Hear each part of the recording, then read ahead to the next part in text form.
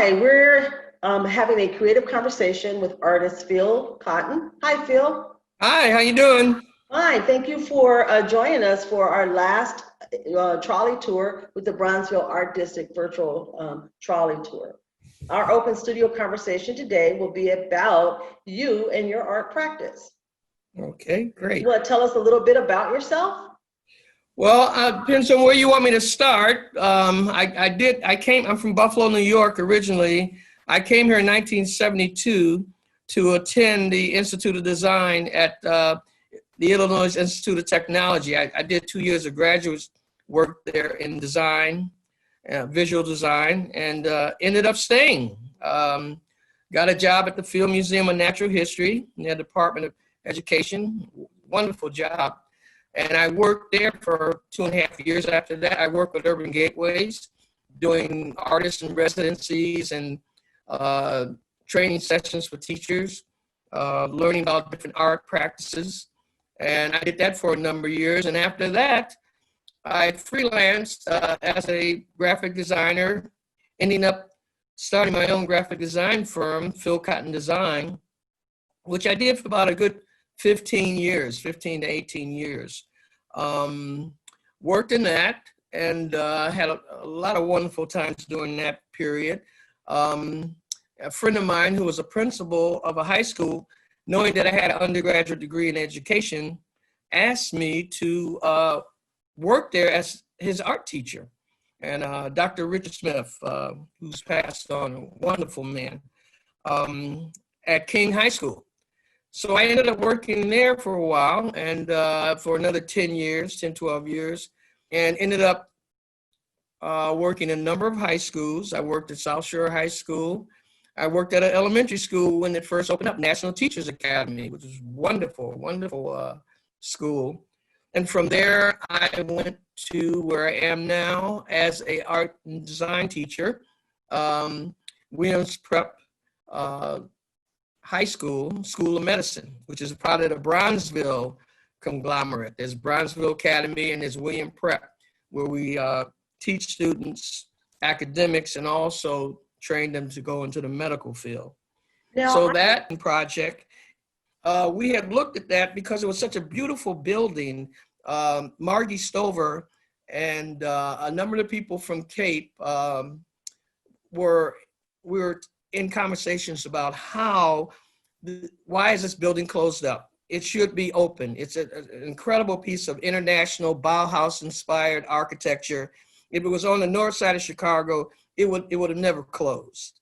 So we went into the project thinking about how we could revitalize this space. I guess I have a two-pronged practice. I have a practice as a designer and interested in environment. I'm also a practicing artist.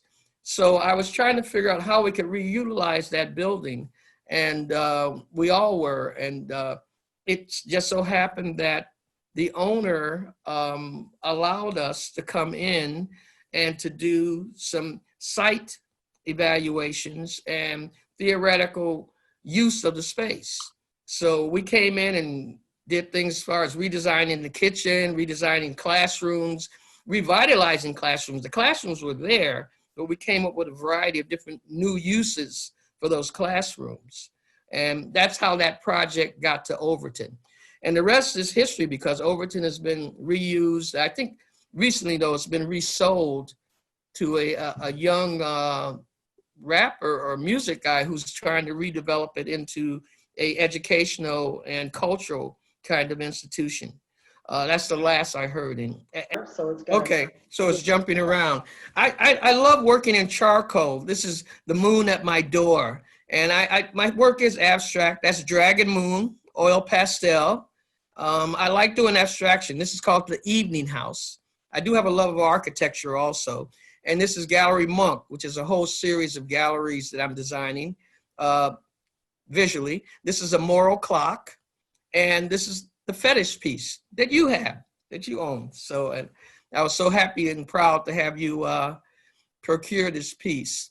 This is called Self, and it's basically looking internally, and that light that's shining through there is sort of symbolic of inspiration, I guess, that comes to me. but it's a wooden piece. I've done a lot of wooden sculpture. This is Tutu, and it's dedicated to Bishop Desmond Tutu of South Africa. And it's like we sit on the shoulders of greatness. And the sculpture is symbolic of my feelings about Tutu and what he's done to Black history and Black people all over the world globally. And the chair basically symbolizes us sitting on his shoulders. And that piece is one of the wooden pieces. This is just something I did this year. I hate to say inspired by, but affected by the pandemic, and it's called My Pandemic, and it's basically oil pastel and collage. And it's more so in the vein of where my abstractions are heading and have been going for some years now. I like working with oil pastel. I like the mixture of color and forces moving back and forth, motion in the picture and comment in the picture. So this is one of my pieces that I'm working on. It will be a series of pieces that I'm doing based on the pandemic. And you saw, this is called Dissecting the Frog. And basically, it's not actual dissection of a frog, but it's basically just the idea of reconstructing a lot of different shapes and forms into another kind of paradigm, in a sense, another kind of motion and another kind of idea about what it is to break up space and then reestablish, sort of deconstruction, reestablishing that space. As I said, most of my stuff is very abstract.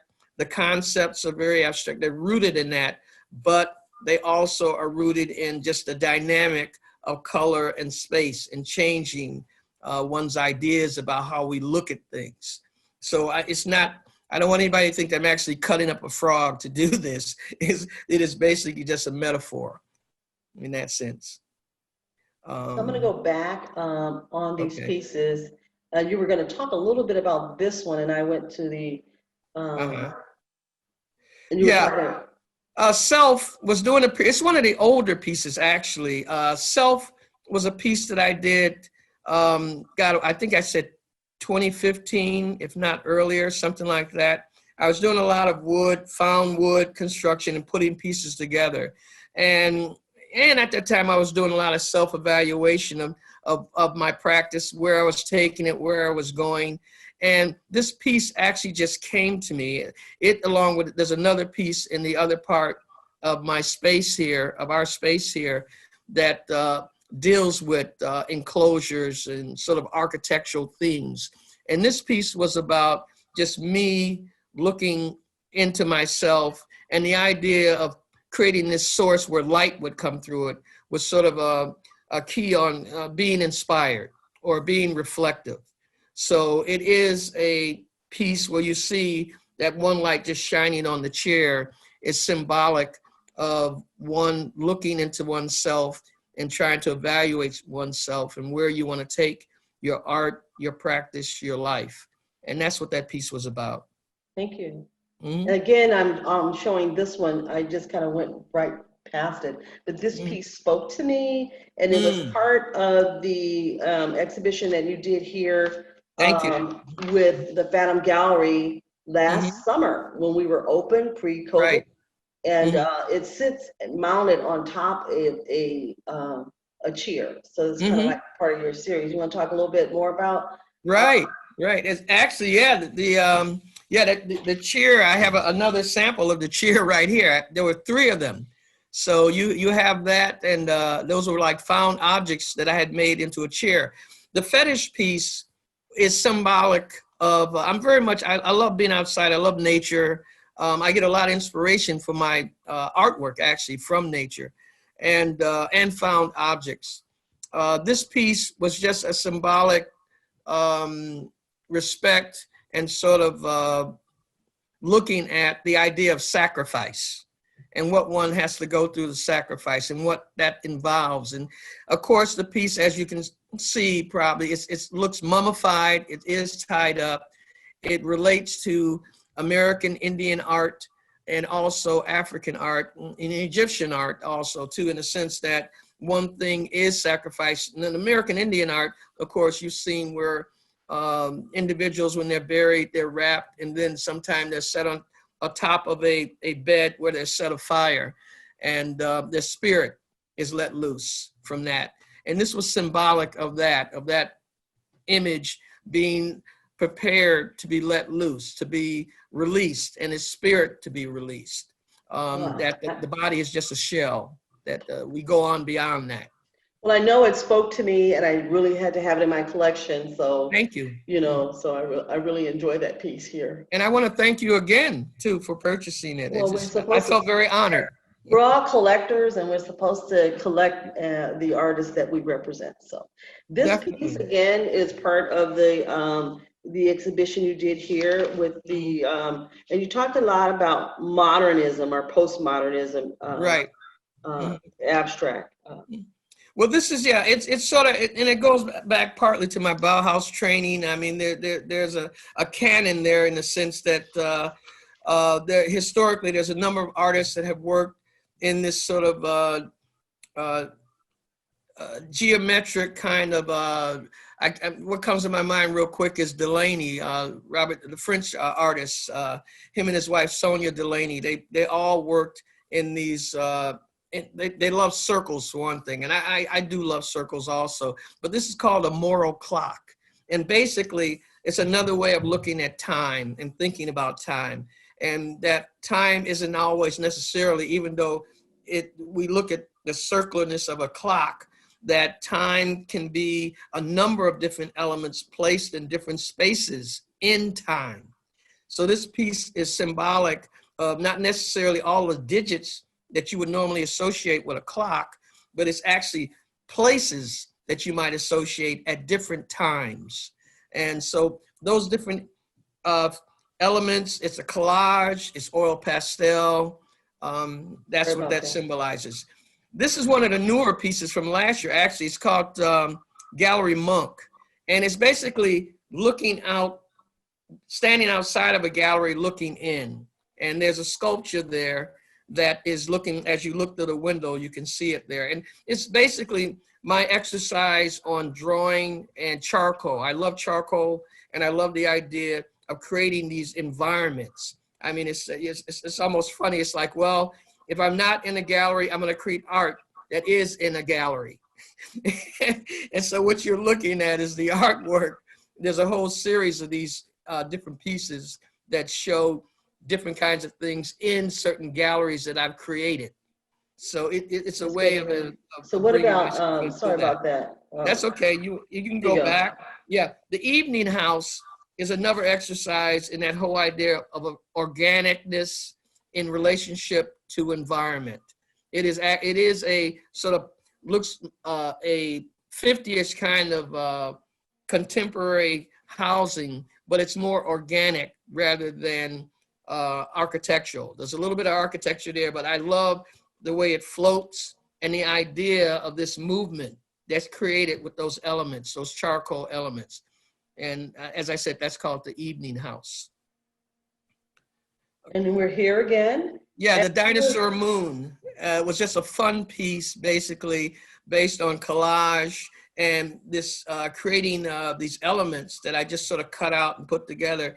And it reminded me of the dinosaur. But what it is to me also a wonderful exercise in color, and just highlighting color and bringing color out and bringing the relationship between these elements. So it was one of my, I believe, earlier pieces, and if I'm not mistaken, 2017. This is another in that series, along with the charcoal drawings. This is called The Evening House. No, I'm sorry, The Moon at My Door.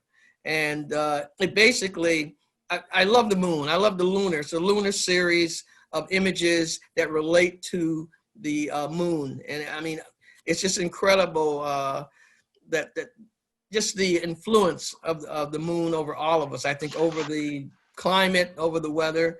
I have a strong attachment to it, so I wanted to bring it into my art. And here we see a house, a sort of another modernist house with a certain amount of organic elements in it, and there's the moon, and it's just positioned in a space at which, to me, it's at rest. And it is called The Moon at Rest in Front of My Door. And here is another example of your lunar. Well, it's a lunar piece, and believe it or not, it's actually based on that and my wife Fran. She wasn't feeling very well that day, and so she had a heating blanket, a blanket wrapped over with a heating pad. So it's sort of the idea of the moon. You see the moon, and also she's laying in bed with this heating pad, and of course the whole thing's been abstracted. So, and sometimes, Alpha, I'm wondering if I should have even said that explanation for it, because I like my work to stand on its own also, but that is actually was the inspiration for doing this particular piece here, even down to the striped socks that she was wearing. So that was all a part of the imagery. All right. So your Fran is also an artist, right? Yes, she is. She loves ceramics. She's doing a lot of ceramics now and sculpture. Let's see. I can start with this piece. The piece that you're looking at is based on, again, my idea of mixing the organic with the geometric. And I just love the idea of lamps, of dissecting lamps and reconstructing those lamps. And this was basically one of the ones I did. It's colored pencil and pastel, oil pastel. And it's basically a restructuring of different elements from different, like 5 or 10 different lamps that I looked at. And I've taken that and just reconstructed the whole idea, and of course created a background that would sort of set it up and play off of those elements. So you have this front and rear kind of thing happening with the dynamic of the lines around it and this sort of structure that's in the inside, this more organic, more bulbous-like, as opposed to this strict geometric in the background. So that was one. And then there's another one that went along with that.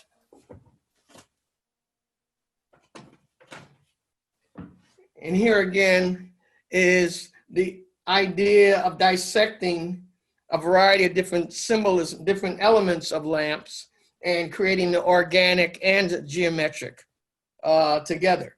So, and this was a piece, I did these at the same time, well, one right after the other. And I have about 8 or 10 sketches for these that are different variations of that lamp structure. Again, I like mid-century modern furniture, and I like the idea of open space and whatnot. And so a lot of these are playing off of that. My ideas about how we live in our spaces and the kind of things that we have in our spaces. There was a smaller little piece that was done before these, and this is called Top Hat. And for the life of me, I cannot remember the name of the older Black woman who used to have a hat shop on East 47th Street. And for a long time, she made hats and clothing and whatnot. And this was inspired by her. I did this a while back ago. Actually, this is 2009.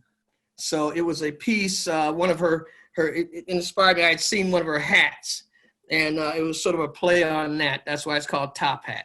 And again, it's collage, it's oil pastel and colored pencil.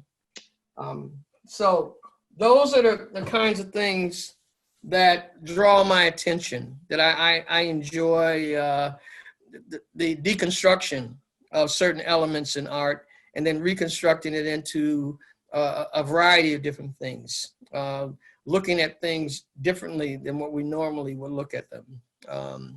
And not just for doing that, but because it interests me. It's interesting to me. Like I said, there's a dynamic there, and it leaves itself open to a lot of dialogue, if you want to have dialogue, or just further imagery. Because each time I do this, I'm thinking of something else that in this continuum of this abstraction that I'm doing, that I can add and explore more. And so what's next for you? We're going to bring our show to a close. What's next? Well, I'm hopefully working on these pieces, the most recent pieces to do on lines of the paper bag pieces, the crushed paper. I want to do a series of larger paintings, actually, based on those crushed paper images. And if I could just show you one, just to give you an idea, you know, that crushed bag that you may have not shown, what I'm looking at is doing a series of paintings that are based on those crushed bags. So these are going to be larger. And what you're looking at, something's going to end up probably being, I'd say about 6 by 4 feet easily, horizontally, 6 by 4 feet. So I'm working on that, and that'll be in oil paint and oil pastel. And hopefully I'll be able to get those together for a show next year. That's what I'm working on, the series I'm working on right now. Well, we have more than enough time to be in our studios and explore and vision and do a concentrated body of work. And I'm so glad that you're projecting into 2021. So here at the Phantom Gallery, we want to thank you for taking out the time to share your open studio and have a creative conversation with us. Well, thank you for inviting me. I really feel honored, Alpha. This is really nice of you to do that. Really, thank you. Great. All right, take care.